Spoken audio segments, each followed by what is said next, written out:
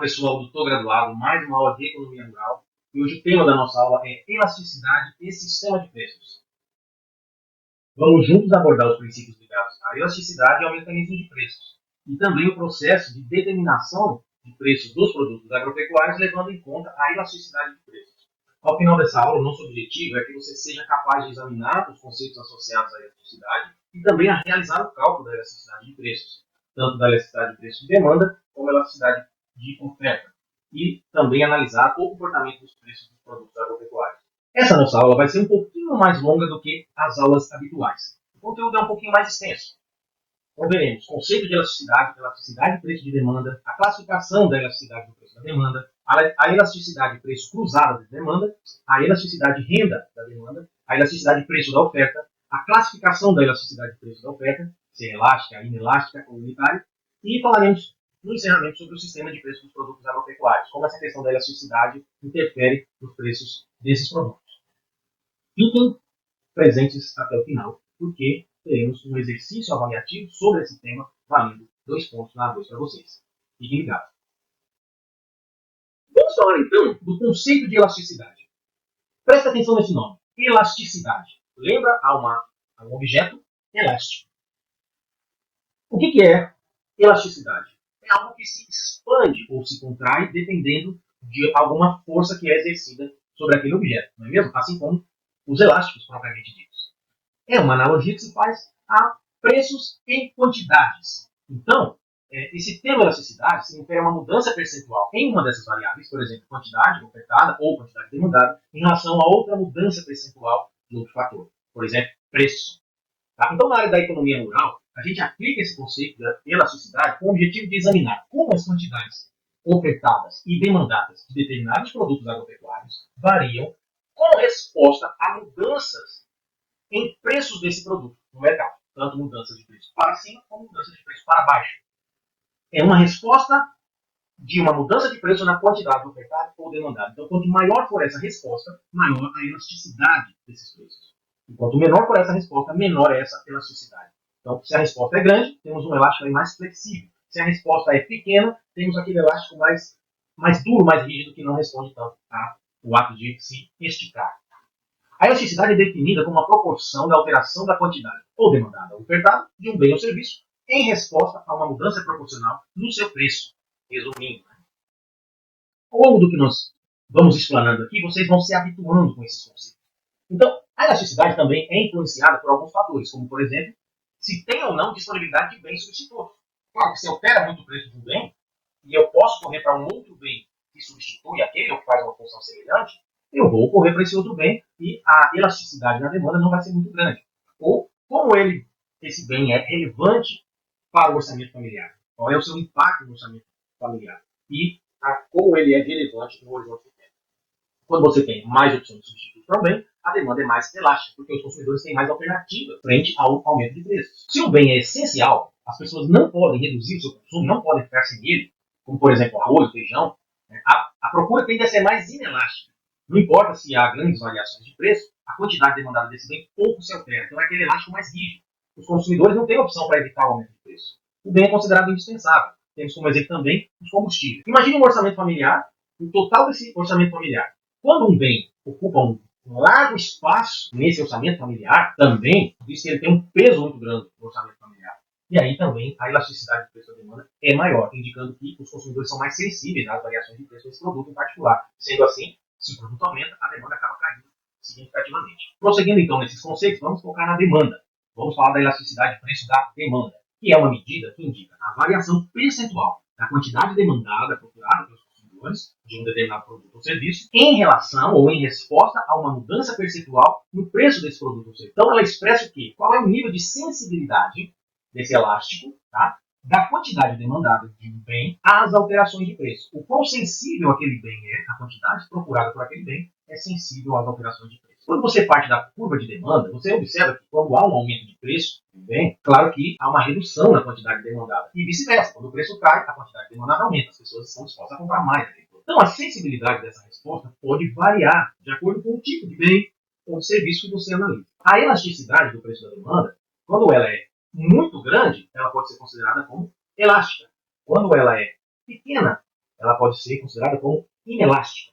E quando ela é proporcional ao aumento, então ela é o percentual de variação é exatamente igual ao percentual de aumento de preço, a gente chama de elasticidade unitária. Então isso depende da magnitude da resposta da quantidade demandada em relação às mudanças nos preços daquele produto. Vamos imaginar aqui, se houver uma redução significativa no preço do sal, ou por exemplo do vinagre, são produtos de baixo custo, baixo impacto no orçamento das famílias, e não tem substituto, não tem praticamente produtos substitutos para serem utilizados. Então é improvável que essa queda nos preços cause um aumento significativo na quantidade demandada desses produtos.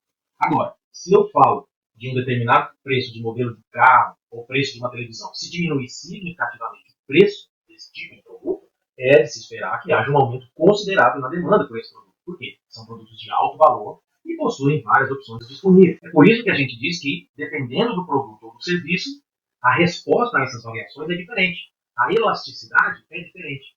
Porque as mudanças nos preços resultarão em comportamentos distintos, dependendo da funcionalidade e da importância daquele bem, em relação à quantidade demandada. Então, para isso, existe uma maneira de se calcular a elasticidade, que uma demanda sofre à medida que ocorre uma variação nesses preços. Então, para descobrir, a gente utiliza a seguinte forma. A letrinha ED, a sigla ED, vai significar elasticidade da demanda. Então, a elasticidade da demanda é encontrada quando você pega a variação percentual na quantidade demandada e divide pela variação percentual no preço. Aqui a gente vai adotar as seguintes siglas.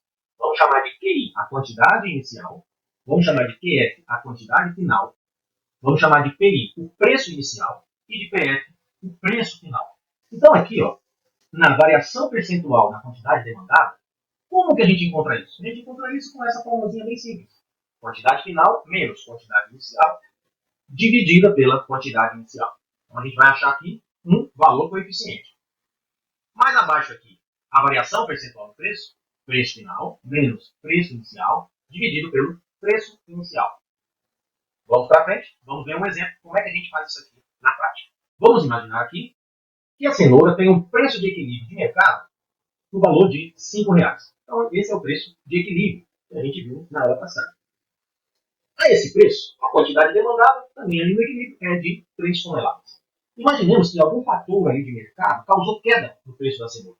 Então, a cenoura teve uma redução e passou a ser vendida a R$ 4,00. Com o preço mais baixo, logicamente, as pessoas ficaram dispostas a comprar mais quantidade de cenoura. Então, a demanda aumentou para 5 toneladas. O que temos aqui? Preço inicial era de 5, a quantidade inicial era 3. E preço final, R$ 4,00, o preço após a alteração. Com esse preço, a quantidade aumentou, então, que é quantidade final, 5 toneladas. Então, recapitulando, a quantidade inicial era 3 toneladas, a quantidade final passou a ser 5 toneladas, o preço inicial era de R$ 5,00, o preço final passou a ser R$ 4,00, né, que houve aí a redução. Aplicando aquela formulinha para a gente descobrir aqui a parte de cima da nossa equação, né, a variação percentual na quantidade demandada, a gente encontra dessa seguinte forma: quantidade final menos quantidade inicial dividido pela quantidade inicial. Ou seja, 5 menos 3, né, quantidade final. 5, quantidade inicial 3, então 5 menos 3 dividido pela quantidade inicial, que é 3 novamente. Traduzindo isso daqui, ficaria 2 dividido por 3. 2 dividido por 3 dá 0,6666. A gente sempre multiplica esse valor por 100, porque a gente quer descobrir o percentual. Veja, a variação percentual. Porcento. O que é porcento? É multiplicado por 100. Então aqui tem uma expressão numérica, que porcento, ou seja, por 100 vezes 100, nos entrega um valor de 66,66%. Da mesma forma, precisamos descobrir a variação percentual do preço, a parte de baixo da nossa equação. Temos que colocar aqui na forma: preço final menos preço inicial, dividido pelo preço inicial. Preço final, R$ 4,00, menos preço inicial, que era de R$ 5,00, dividido por 5.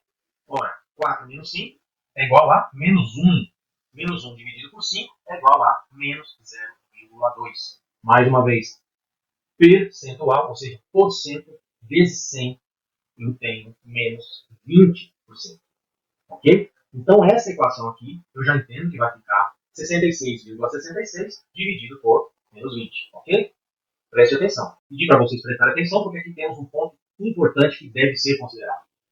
Como a gente tem uma correlação que é inversa entre o preço e a quantidade demandada, ou seja, um aumento de preço leva a uma diminuição na quantidade demandada, o resultado da elasticidade do preço da demanda sempre vai ser negativo. Então, para evitar ambiguidades em relação ao sinal negativo, geralmente a gente considera apenas o valor absoluto da elasticidade. Ou seja, traduzindo, desconsiderando o sinal negativo o menos 20 que vimos ali no slide anterior.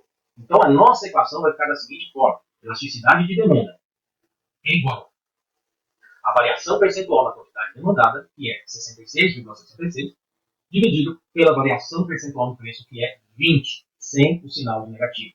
Ok? Sempre faremos isso em relação à elasticidade de preço da demanda, porque ela tem essa relação inversa.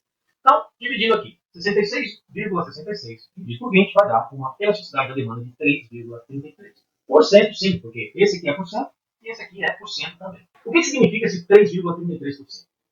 A cada 1% de redução do preço, o preço baixou, a cada 1% que ele baixa, a demanda vai aumentar em 3,33%. Como neste caso, o preço reduziu-se em 20%, a demanda variou em 66,66%. A elasticidade é medida a cada 1%. Então, 1% de redução do preço resultou em 3,33% de aumento de demanda. Como o preço reduziu em 20%, o aumento da demanda foi de 66,66%. Agora, como classificamos a elasticidade do preço da demanda? Nós podemos dizer que uma elasticidade do preço da demanda pode ser elástica, pode ser inelástica ou pode ser elasticidade de preço unitário. Como que a gente sabe se ela é elástica, inelástica ou preço unitário? É o seguinte, quando a elasticidade de demanda, que a gente acabou de calcular ali, é maior do que 1, indica-se que a demanda é elástica. Ela tem uma capacidade de esticamento, né, de elasticidade grande. Significa que uma pequena mudança no preço leva a uma variação bem maior, ou proporcionalmente maior, na quantidade demandada do bem. Um exemplo fornecido, a gente reduziu a cada 1% no preço da cenoura, gerava um aumento de demanda de 3,33%. Então é um aumento maior do que 1, uma elasticidade de demanda maior do que 1. Significa que essa demanda, então, era bem elástica. Tá? Uma pequena mudança nos preços tem uma sensibilidade alta de quantidade demandada. Então, alta elasticidade de demanda por cenoura. Quando a gente calcula a elasticidade na mesma equação e o valor da elasticidade, o ED, é menor do que 1, inferior a 1, significa uma demanda classificada como inelástica. Uma modificação no preço do produto resulta em uma mudança relativamente pequena na quantidade demandada dele. Então, a gente falou do sal de cozinha, né, que não tem muita variação ali, a pessoa não vai usar mais ou menos sal, não vai salgar a comida, né, porque o sal está barato. O consumo de sal das pessoas continua sendo o mesmo. Então, se o preço do sal aumentar em 5%, pode levar a uma diminuição de apenas 1% na quantidade demandada de sal. Ninguém vai comer comida sem sal porque o sal aumentou 5%. Tá? Nesse caso, a gente pode afirmar que o sal de cozinha apresenta uma inelasticidade em relação aos preços. Tá? Agora, quando a elasticidade de preço-demanda é igual a 1, nós falamos maior do que 1, elástica, menor do que 1, inelástica. E quando ela é igual a 1, a gente chama de elasticidade unitária. Significa que, numa variação de preços de 1%, a variação na quantidade demandada também vai ser de 1%. Idêntica à variação de preço, proporcionalmente à variação na quantidade demandada. Um aumento de 5%, por exemplo, no preço da batata, vai levar a uma redução também de 5% da quantidade demandada de batata. Nesse caso, a gente diz que há uma elasticidade unitária, com variação percentual de preço idêntica e proporcional, igual à variação percentual na quantidade demandada. Elasticidade preço cruzada da demanda. Esse é um conceito que mede a alteração percentual na quantidade demandada de um bem em resposta a uma mudança percentual no preço de outro bem. Ele mede como a demanda por um bem, por exemplo, se modifica em porcentagem quando há uma variação no preço de um outro bem que é relacionado de alguma forma com aquele bem. A gente viu que existem bens complementares, como o pão e a margarina, por exemplo, e bens substitutos, como a batata e a mandioca, por exemplo, a manteiga e a margarina. Essa relação de preço cruzado da demanda é muito importante para a gente entender como os consumidores reagem à mudança de preço nos diferentes produtos e como essas mudanças podem influenciar no comportamento de compra. E quando a gente calcula a elasticidade de preço cruzada da demanda, a gente pode classificar se aquele bem, se aqueles bens, aqueles dois bens analisados, são bens complementares ou bens substitutos. Como é que a gente encontra, então? Vamos chamar aqui de EXY, ou seja, a elasticidade do bem X em relação ao bem Y, que é a variação percentual na quantidade demandada do bem X dividido pela variação percentual no preço de um bem Y. Veja que é a mesma fórmula da elasticidade preço-demanda que a gente acabou de ver, porém ela está com a quantidade relacionada ao bem X e o preço relacionado ao bem Y. Ela está verificando a variação da quantidade demandada de um bem em resposta à alteração do preço de outro bem. Se X e Y forem bens substitutos, o coeficiente dessa elasticidade cruzada, EXY, será positivo. O valor final para essa equação vai ser um valor positivo. significando que, por exemplo, quando aumenta o preço do Guaraná, causa a elevação, por exemplo, no aumento do consumo de soda. Se os outros fatores todos se mantiverem constantes. A gente já sabe, eles pares. Agora, se x e y forem bens complementares, esse resultado da elasticidade XY será negativo, então, significando que, por exemplo, o aumento do preço das camisas sociais vai levar a uma queda na demanda por gravatas, por exemplo. Também considerando que tudo mais permanece constante. Claro que, se aumenta o preço da camisa social, as pessoas compram menos camisa social, consequentemente comprarão menos gravatas. Tá? E no exemplo anterior dos bens substitutos, se aumenta o preço do Guaraná, mais pessoas vão partir para tomar soda. Por quê? São bens substitutos. Então, nesse caso, sempre o resultado da equação será positivo. E no caso de bens complementares, o resultado da equação será negativo. Trazer rapidamente mais um conceito para vocês, que é o da elasticidade de renda da demanda. Esse é um conceito que mede a variação percentual da quantidade demandada de determinado bem em resposta a uma variação percentual, não no preço do bem, não, mas sim na renda do consumidor. Então, quando as pessoas têm um aumento de renda, a população, de modo geral, em média, teve um aumento de renda, o quanto esse aumento de renda impacta na quantidade demandada de alguns produtos. E quando também, no inverso, as pessoas têm uma queda na sua renda, o quanto essa queda de renda impacta no consumo de outros produtos. Vamos analisar aqui. Quando a pessoa tem variações na sua renda, os impactos não são tão significativos nos bens essenciais. Então, a pessoa está ganhando mais, ela não vai comer mais, por exemplo, arroz e feijão por conta disso. Porque são bens básicos, são bens tão essenciais que o mínimo que ela ganha, ela vai determinar ali uma quantidade X de arroz e feijão. Quando ela passa a ganhar um salário extra, um complemento salarial, ganhar promoções, etc., aumentou o nível de emprego naquela cidade, não significa que as pessoas vão comer mais arroz e feijão por conta disso. Porque é um bem tão essencial que ela já consumia. Mas outros bens mais sofisticados, como por exemplo, televisões, smartphones mais sofisticados, computadores, veículos, esses sim podem ter um significativo aumento na sua quantidade demandada quando há um aumento médio na renda daquela população. O inverso também é verdadeiro. Quando a população sofre por algum motivo, alguma crise econômica que causa uma queda na renda, também acompanha a queda na venda, na quantidade demandada, desses produtos mais sofisticados. Carros, televisores e também dos serviços, como viagens, o turismo em geral, etc. Nós temos também a elasticidade de preço da oferta. A gente já estudou que quanto maior for o preço de venda de um produto, um maior número de pessoas estarão dispostas a ofertar aquele produto.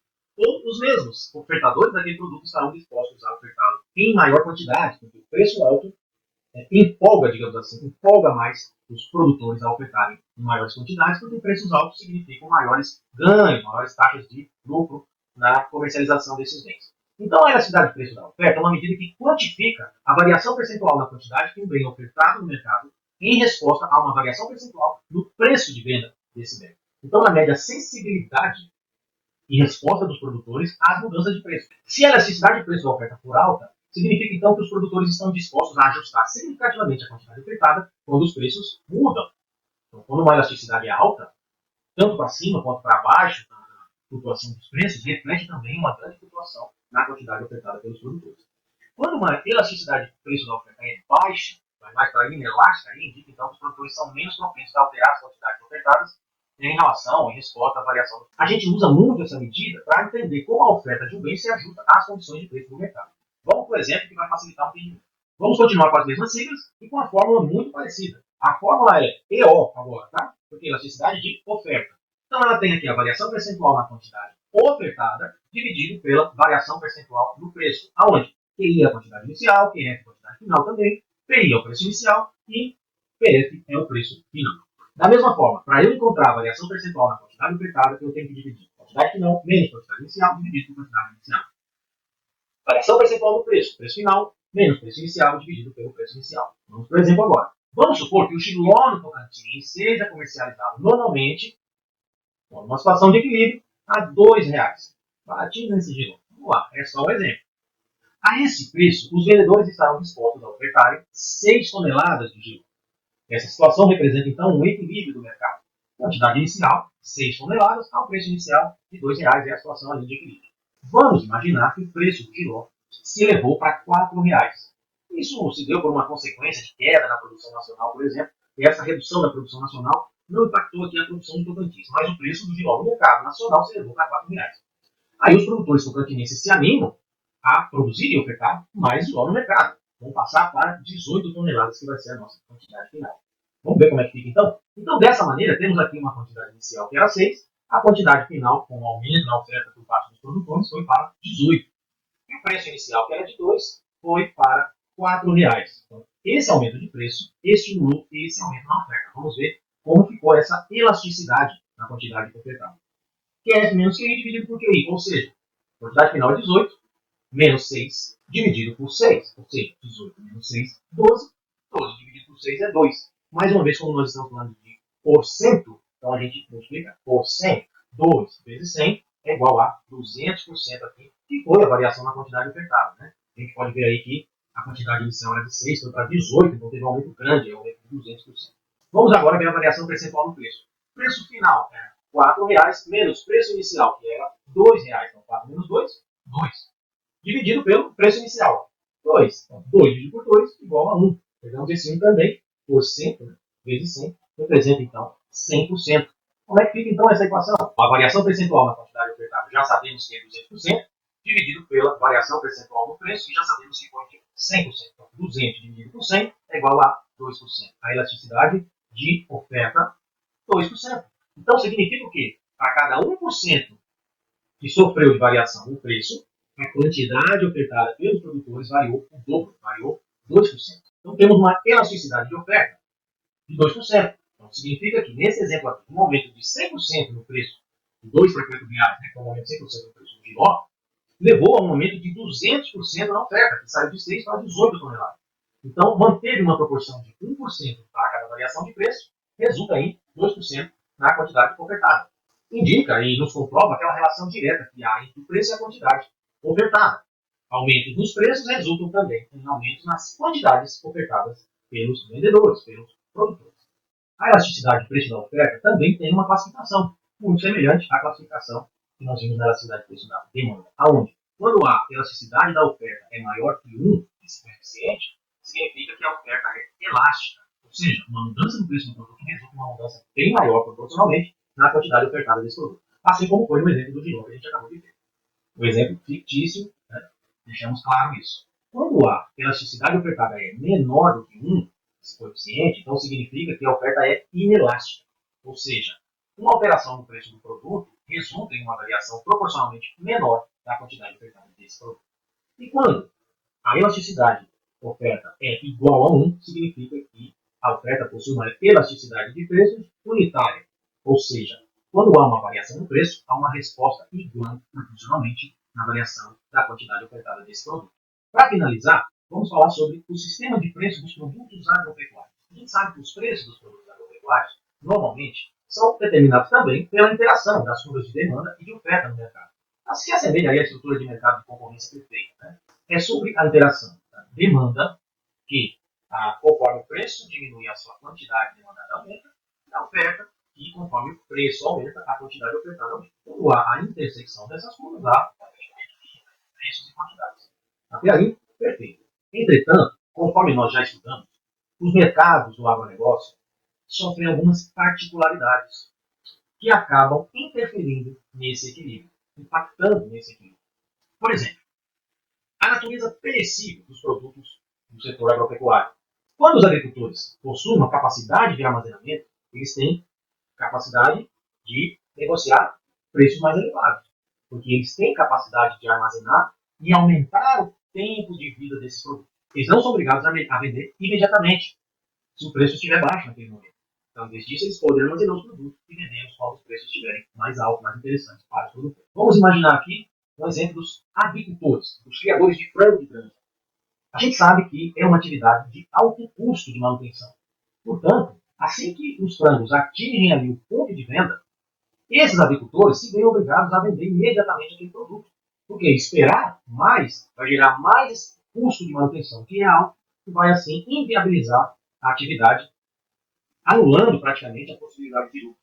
Então, o ciclo de vida é curto, os custos de produção são altos. Se esse produtor não vender imediatamente assim que as aves atingem um ponto de venda, ele corre risco de prejuízo. Sendo assim, esse equilíbrio de preços que a gente viu no gráfico anterior, ele sempre será impactado pelas particularidades dos mercados rurais, especialmente pela sazonalidade da produção, pelos fatores climáticos que influenciam tanto na disponibilidade de produtos como na qualidade desses produtos e pela sua natureza perecível, que faz com que os produtores tenham que vender rapidamente. Sendo assim, ficamos por aqui na nossa videoaula de hoje. Continuem com a gente, que agora temos material complementar e temos a atividade avaliativa valendo 2 pontos na A2 para vocês. Qualquer dúvida, estaremos sempre à disposição. Muito obrigado pela atenção até aqui e bons estudos.